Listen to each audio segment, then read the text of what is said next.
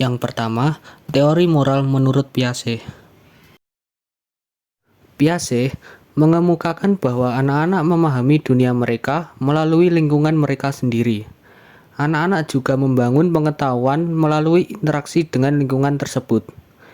Yang perlu digarisbawahi pada teori ini adalah anak-anak memahami dunianya secara bertahap dan sistematis.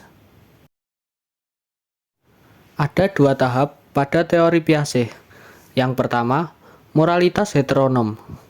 Heteronom berarti tunduk pada aturan yang diberlakukan oleh orang lain. Selama periode ini, anak-anak secara konsisten dihadapkan pada orang tua dan orang dewasa lainnya yang memberitahu mereka apa yang harus dilakukan dan apa yang tidak boleh dilakukan. Pelanggaran aturan diyakini akan mendatangkan hukuman otomatis. Pada tahap ini, anak-anak yang dimaksud merupakan anak-anak yang umurnya kurang dari 12 tahun.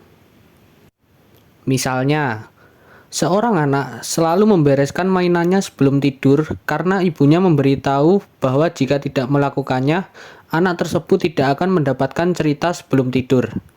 Anak tersebut mematuhinya karena takut akan konsekuensi negatif, bukan karena memahami pentingnya menjaga kebersihan. Yang kedua, yaitu moralitas otonom. Hal ini muncul ketika dunia sosial anak berkembang hingga mencakup lebih banyak teman sebaya. Melalui interaksi dan kerjasama dengan anak-anak lain, gagasan anak tentang aturan dan moralitas mulai berubah.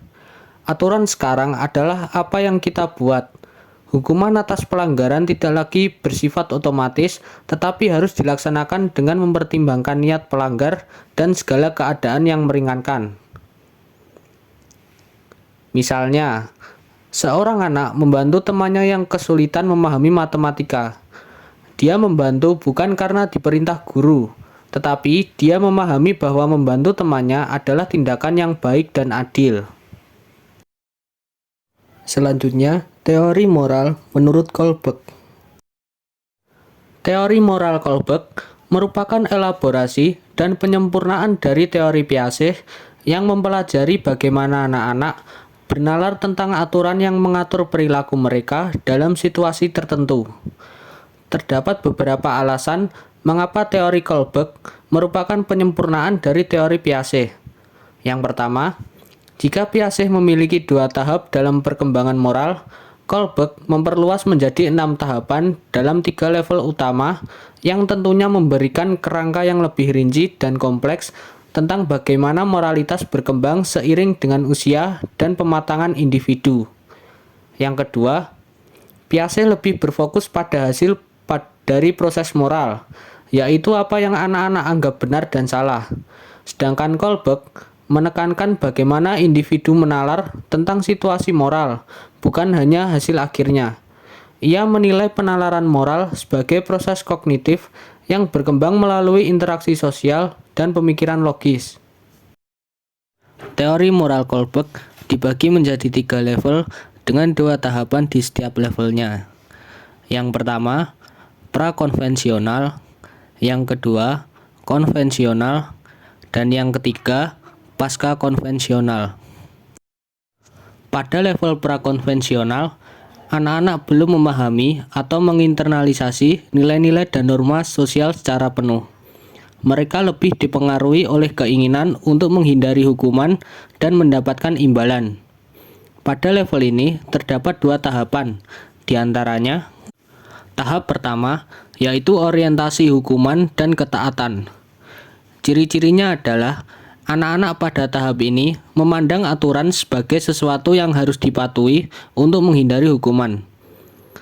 Kemudian, tindakan dianggap benar atau salah berdasarkan konsekuensi fisik yang akan diterima, bukan berdasarkan nilai moral intrinsik. Moralitas di tahap ini sangat egosentris dan berfokus pada kepentingan diri sendiri. Contohnya, seorang anak tidak akan mencuri mainan temannya karena takut dimarahi oleh orang tua atau guru. Tahap yang kedua adalah orientasi relativis instrumental. Ciri-cirinya adalah, yang pertama, anak-anak mulai memahami bahwa orang lain memiliki kebutuhan dan keinginan yang berbeda. Yang kedua, moralitas didasarkan pada prinsip apa untungnya buat saya dan adanya timbal balik. Yang ketiga, kebaikan atau keburukan tindakan diukur dari bagaimana tindakan tersebut memenuhi kebutuhan pribadi. Contohnya, seorang anak membantu temannya mengerjakan PR dengan harapan temannya akan berbagi camilan sebagai imbalan. Kemudian ada tahap konvensional. Pada tahap ini, individu memandang moralitas sebagai upaya untuk memenuhi harapan sosial dan memelihara ketertiban sosial. Keputusan moral dibuat berdasarkan kepatuhan terhadap aturan dan harapan kelompok sosial yang lebih luas. Ada dua tahapan pada level konvensional.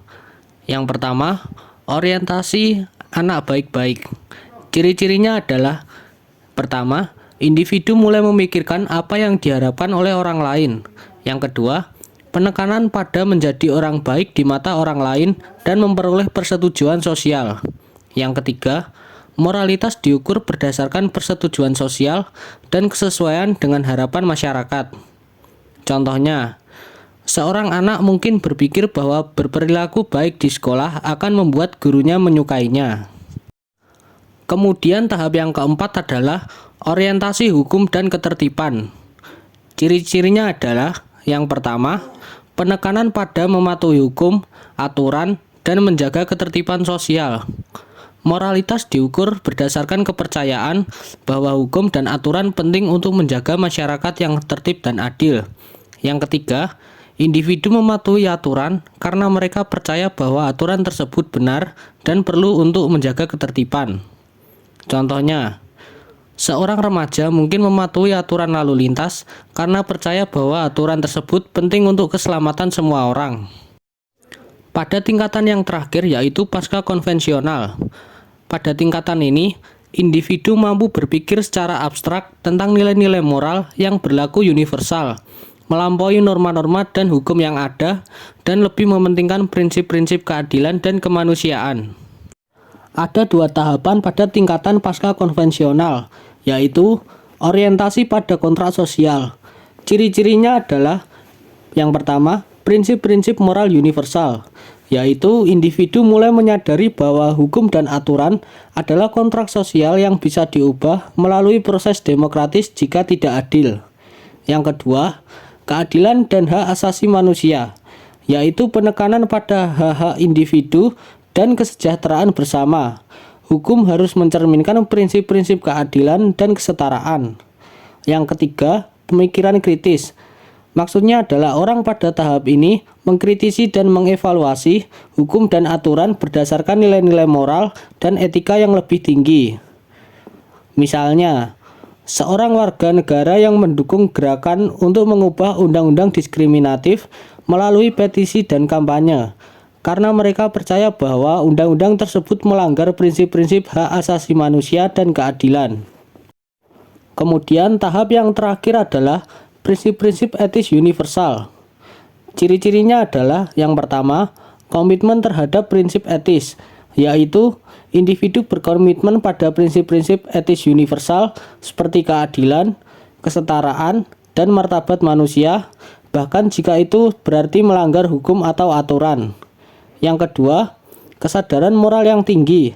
Maksudnya adalah keputusan moral diambil berdasarkan prinsip-prinsip yang diterima secara universal, tidak hanya oleh masyarakat tetapi juga oleh hati nurani pribadi.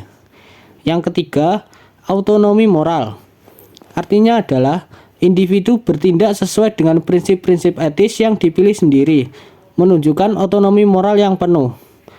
Misalnya, seorang dokter yang membantu pasien miskin mendapatkan perawatan medis meskipun melanggar kebijakan rumah sakit yang ketat, karena dia percaya bahwa semua orang berhak mendapatkan perawatan medis yang layak berdasarkan prinsip kemanusiaan dan etika kedokteran.